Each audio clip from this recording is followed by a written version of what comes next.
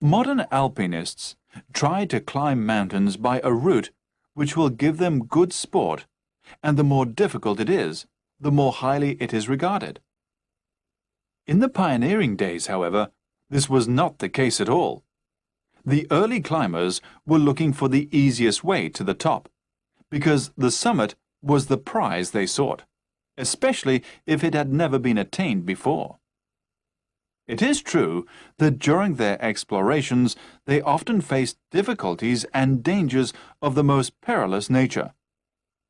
Equipped in a manner which would make a modern climber shudder at the thought, but they did not go out of their way to court such excitement. They had a single aim, a solitary goal: the top. It is hard for us to realize nowadays how difficult it was for the pioneers. Except for one or two places, such as Zermatt and Chamonix, which had rapidly become popular, alpine villages tended to be impoverished settlements, cut off from civilization by the high mountains.